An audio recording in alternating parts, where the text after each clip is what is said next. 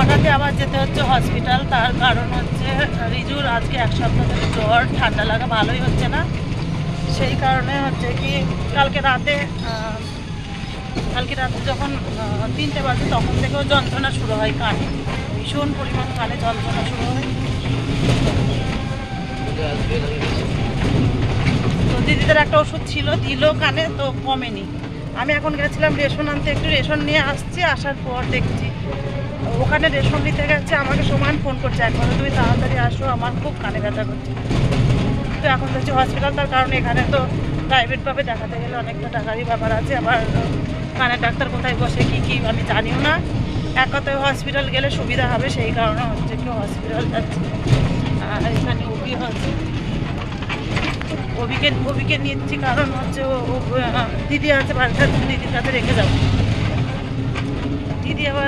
দিদিও গেছে রেশন আনতে, ওখানে গেছে, তো ওকে রাস্তাতে নামিয়ে দেবো, দিদির সঙ্গে চলে আসবে, দিদির কাছে থাকবে, আমি দিদি থাকবো। আর ও কারে ভীষণ ব্যথা করছে, মানে বিরক্ত হচ্ছে ভীষণ।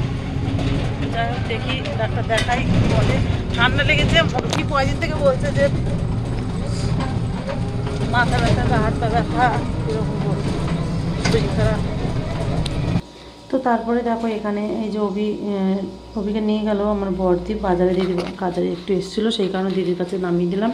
ও এখান থেকে বাড়ি নিয়ে যাবে, আর আমি রিজুকে নিয়ে যাচ্ছি হচ্ছে হসপিটাল। আর হসপিটালে পৌঁছেও গেছি, দেখো পৌঁছে গেছি। আর রিজু কান ধরে রয়েছে, কারণ কানে ওর ভীষণ ব্যথা করছে।